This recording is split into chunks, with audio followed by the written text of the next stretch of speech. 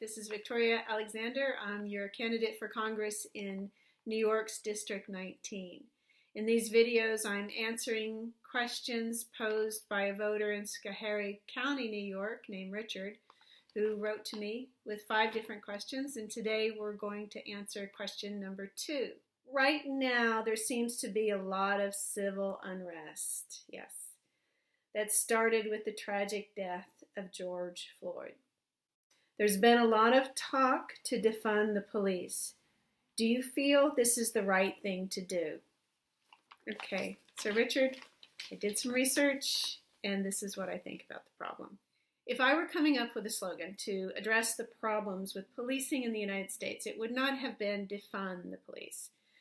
The idea is to redirect money to social services and welfare because, frankly, the police are being asked to deal with economic and social problems that they're just not qualified to handle. But I don't like that solution because it focuses on the symptoms of the problem and not the causes.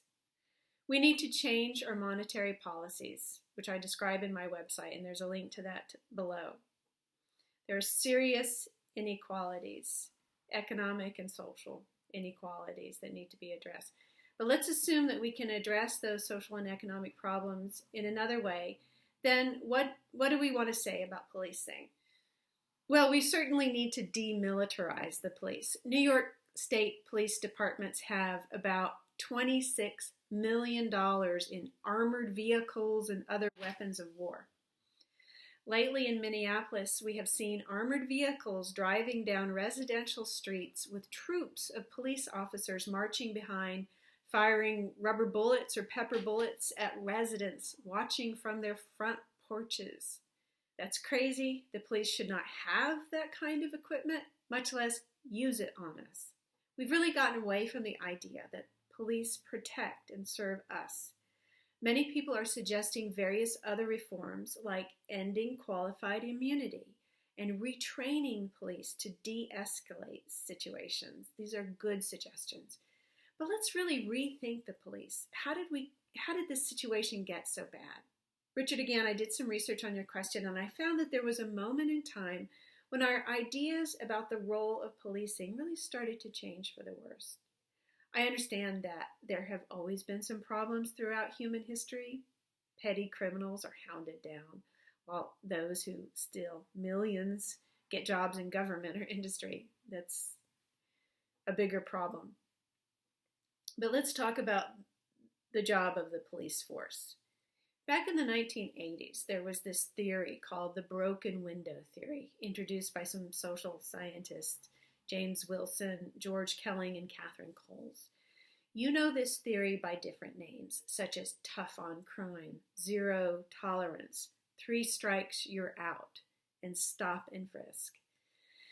The idea was that police should stop focusing on serious crimes, such as rape, robbery, murder, human trafficking, and they were told to crack down on antisocial behavior, panhandling, disorderly conduct, public drinking, street prostitution, drug possession, graffiti, loitering, jaywalking, and fare evasion.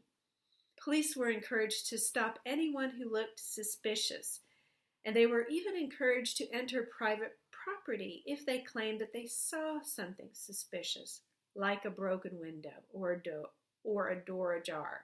That's where the name comes from for the theory. And if they discovered anything illegal upon entering, like marijuana, they could make arrests or issue citations. So this was a theory that argued that petty criminals were probably also the serious criminals. Therefore, arrest the petty criminals as a preemptive measure. Well, you just can't do that in a just society. The role of a police officer is to stop serious crimes in progress and to arrest serious criminals, not to arrest people who might be serious criminals. This practice has filled our jails and ruined the life of many a young jaywalker who struggled to get free when a police officer violated his 4th, 5th, and 8th Amendment rights.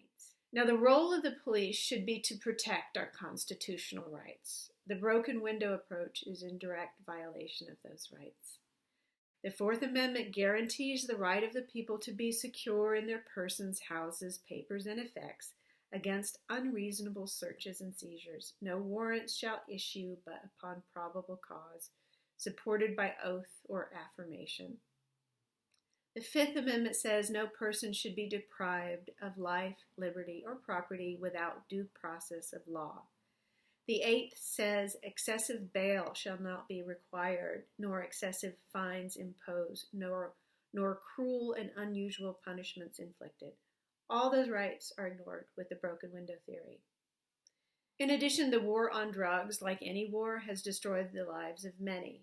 I defer to Libertarian Judge Jim Gray in California, who has dealt with this problem firsthand and offers a number of ways to prevent drug use and abuse, which is a serious health issue and should be treated as such. And finally, I want to say something about the slogan, Black Lives Matter. That doesn't mean other lives don't matter. It's what's called ironic understatement. For example, if it's 110 degrees outside, you might say, it's a little warm today. That's an understatement. When I first heard that slogan many years ago, I heard the ironic understatement in it, and I thought it was really powerful because what it's saying is, it's obvious that Black lives don't seem to matter. The United States has 25% of the world's prison population, despite having only 5% of the world's population. There is a disproportionate number of Blacks and Latinos in prison. The number of Blacks currently in jail on parole, wearing ankle bracelets, or under house arrest is greater than the number of Black slaves at the beginning of the Civil War. I want to avoid another civil war. We do not need to be fighting each other, and the police do not need to be fighting us. Let's focus on the crimes at the top levels of society and government that are depriving all of us of our freedoms. Thank you, Richard, for your question.